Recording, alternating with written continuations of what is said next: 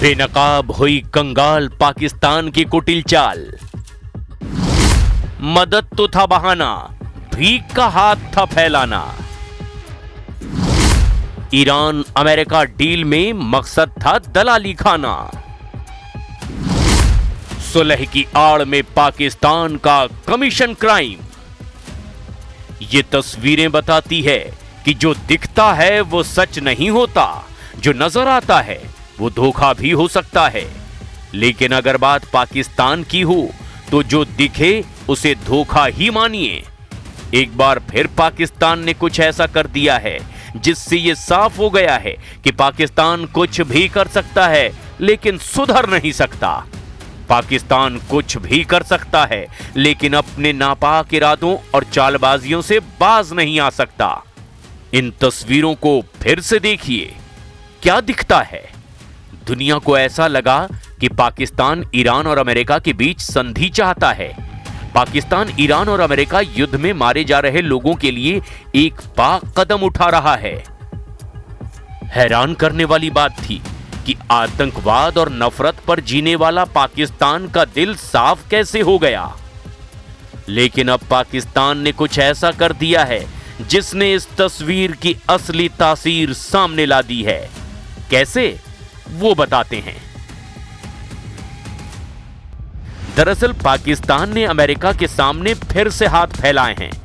एक रिपोर्ट के मुताबिक खस्ता हाल पाकिस्तान ने अमेरिका से 10 अरब डॉलर यानी करीब 96,000 करोड़ रुपए मांगे हैं। सालों से कंगाली की कगार पर बैठे पाकिस्तान ने अमेरिका के वित्त मंत्री स्कॉट बेसेंट के सामने ये गुहार लगाई है।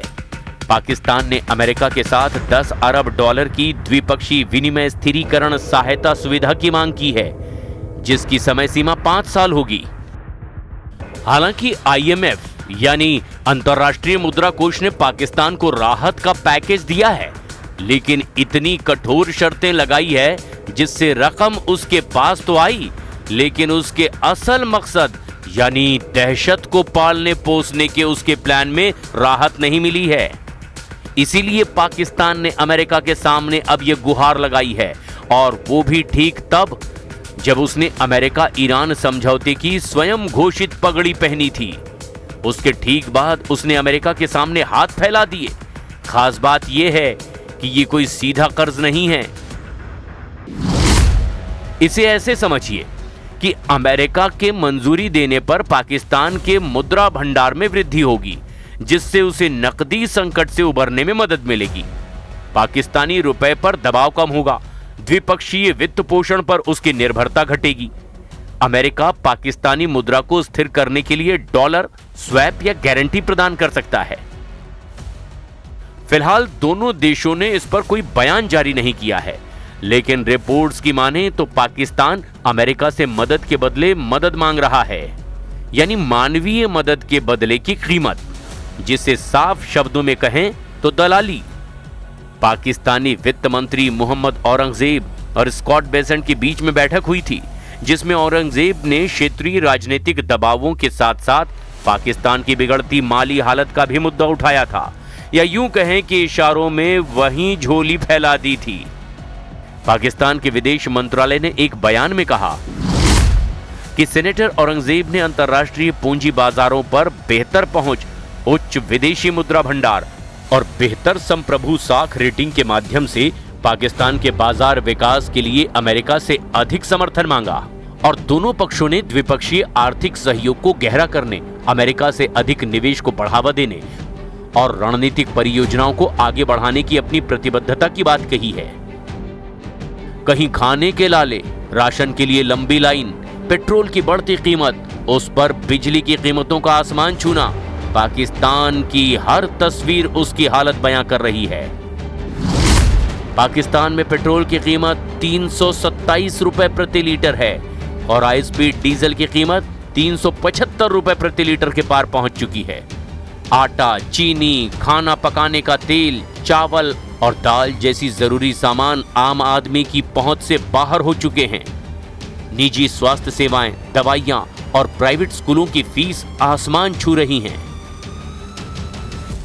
बहुत ज़्यादा परेशानी है। चले हम तो एक वक्त को चलो टमाटर नहीं भी डालेंगे, दही डालेंगे, लेकिन गरीब लोगों का तो सोचना चाहिए। नाश्ता स्किप कर दिया, अब खाली खाना खा रहे हैं दोपहर का। एक ही खाने में एक ही हंडिया में समझा 2 दफ़ा गुजारा कर रहे हैं। पाकिस्तान की रस्सी बेशक जलकर खत्म हो गई है, लेकिन उसका खोखला बल खत्म होता दिखाई नहीं दे रहा। दरअसल पाकिस्तान अपनी तबाही का खुद जिम्मेदार है। कैसे? उसे इन आंकड़ों से समझिए।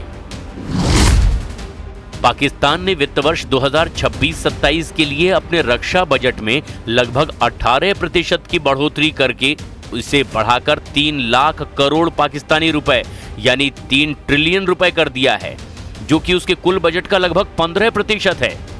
वहीं दूसरी तरफ पाकिस्तानी सरकार शिक्षा पर अपनी जीडीपी के लगभग 1.5% से 2% या उससे भी कम हिस्सा खर्च करती है, जो कि यूनेस्को के निर्धारित 4% से 6% के अंतर्राष्ट्रीय मानकों से काफी कम है। और इतना ही नहीं, पाकिस्तान अपनी जीडीपी का लगभग 0.9% हिस्सा ही स्वास्थ्य सेवाओं पर खर्च करता है, और ये भी WHO के 5% के मानक से काफी कम है। वहीं पाकिस्तानी सेना प्रमुख असीम मुनीर चाहते हैं कि फौज पर 3.8% से 4% खर्च हो। इंसाफ मांगने के लिए या जस्टिस मांगने के लिए नहीं निकली, बल्कि मैं अपने भाइयों को बताने के लिए आई हूँ कि आप लोग निकले हो, शहादतें पेश की हैं, हम आपके साथ हैं। आपके बाद हम निकलेंगे, हमसे गवाही नहीं आपके साथ। हम जब भी बुलाएंगे आपके लिए निकलेंगे, हम आपके साथ स्टैंड लेने के लिए निकलेंगे। अब हम शहादत के लिए तैयार हो चुके हैं। अब हमें किसी की सरकार नहीं है, जो गोली चलाने वाले हैं मैं उनको बता देती हूँ, अब हमें किसी की सरकार नहीं है, अब हम आपसे कुछ नहीं मांगेंगे, आप जो कहेंगे हम खुद करेंगे। पीओजेके में विधानसभा के चुनाव चल रहे हैं। 10 अगस्त को तीसरे और अंतिम चरण की वोटिंग के बाद फैसला आएगा, लेकिन चुनाव के दौरान जनता को जिस तरह कुचला जा रहा है, उसका इशारा कुछ और कहता है। साफ है, असीम मुनीर वहां भी अपनी कठपुतली सरकार चाहते हैं। Azad Jammu Kashmir is no longer Azad. ये कह देना कि हम कश्मीर के साथ हैं, और जब उसका प्रैक्टिकल टाइम आए तो हमारी ये हालत है कि मीडिया प्रॉपर्ली रिपोर्ट भी नहीं कर रही। एक बड़ी कमाल की रविश है पाकिस्तान में कि अगर किसी का डिफरेंस ऑफ पॉलिटिकल ओपिनियन हो तो उसे टेररिस्ट करार देंगे, और अगर किसी के रिलीजियस बिलीफ आपसे मुख्तलिफ है तो वो डेफिनेटली काफिर ही काफिर है। तो इस रविश को ख़त्म होना होगा। और हम कुछ ऐसी बदकिस्मत कौमों में से एक हैं कि जिसने अपनी हिस्ट्री से, अपने पास से कुछ नहीं सीखा। सिंपल हो रहा है इस वक्त कश्मीर में भी ये है कि वो अपना लेजिस्लेटिव राइट है उसे क्लेम कर रहे हैं। अब अगर एस्टेब्लिशमेंट को इतना शौक है ही कि वो डेमोक्रेसी कायम नहीं रखना चाहते, तो भी उन्हें एक सिंपल कॉन्सेप्ट को अंडरस्टैंड करने की ज़रूरत है कि marginalisation would always lead to extremism. ऐसा नहीं हो सकता कि आप शेलिंग करें, लोगों को मारें। वो एक मिसाल है कि चूंटी को भी अगर ज़्यादा दबाया जाता है ना, तो वो फिर काट लेती है। इन चीखों की वजह से पीओजेके की दौलत से भरी माइन और प्राकृतिक संपदा, जिस पर असीम मुनीर एकाधिकार चाहते हैं, जिसका इस्तेमाल वो आतंकवाद को पालने पोसने, भारत के खिलाफ प्रॉक्सी वॉर छेड़ने में करना चाहते हैं। लेकिन आईएमएफ की पाकिस्तान की जेब से निकलती हर कौड़ी पर पैनी नजर है, क्योंकि समय समय पर पाकिस्तान आईएमएफ यानी इंटरनेशनल मॉनिटरी फंड से कर्ज लेकर ही खुद को बचाता रहा है। पाकिस्तान $7 अरब के आईएमएफ कार्यक्रम के तहत है। इसके तहत पाकिस्तान संवेदनशील राजकोषीय सुधार लाने के लिए बाध्य है। इसमें जनता पर भारी टैक्स, सरकारी खर्चों में लगाम और संरचनात्मक परिवर्तन शामिल है। साल 2023 में आईएमएफ ने $3 अरब की स्टैंड बाय व्यवस्था करके पाकिस्तान को दिवालियेपन से बचा लिया था। इसके बाद में आईएमएफ ने उसे $7 बिलियन की विस्तारित निधि सुविधा दी। विस्तारित सुविधा के तहत पाकिस्तान को देश की हालत सुधारने और कर्ज चुकाने के लिए ज्यादा मोहलत हासिल हुई। इसके अलावा उसे जलवायु बदलाव और नेचुरल कैलेमिटीज के लिए भी अतिरिक्त $1.3 बिलियन मिले। अमेरिकी मैगजीन द नेशनल इंटरेस्ट ने पाकिस्तान पर रिपोर्ट दी है। रिपोर्ट में पाकिस्तान की दोहरी विदेश नीति और आतंकवाद पर उसके स्टैंड पर सवाल उठाए हैं। रिपोर्ट में कहा गया कि अमेरिका को आईएमएफ और विश्व बैंक जैसे मंच के जरिए पाकिस्तान पर दबाव बनाना चाहिए। अमेरिका को लगता है कि वो पाकिस्तान की वफादारी खरीद सकता है, लेकिन पाकिस्तान कभी किसी पक्ष का स्थायी सहयोगी नहीं रहा है, बल्कि पाकिस्तान अपने हित के मुताबिक किराए पर उपलब्ध होने वाली ताकत के रूप में काम करता है। इसी के तहत पाकिस्तान ने अमेरिका ईरान के समझौते में मदद की। ये भूमिका फ्रांस, जर्मनी और ब्रिटेन जैसे देश नहीं निभा सकते थे। ये काम अमेरिका और ईरान दोनों से संबंध रखने वाला पाकिस्तान ही बेहतर कर सकता था। वहीं दूसरी तरफ पाकिस्तान चीन के साथ अपने डील का भी फायदा उठा रहा है। लेकिन पाकिस्तान ने पर्दा खोल दिया, ये बोल दिया कि उसकी मदद की कीमत है, उसकी इंसानियत बिकाऊ है, उसका मानवीय चेहरा एक चाल है। लेकिन अमेरिका को भी उसके इस कदम की जरूरत है।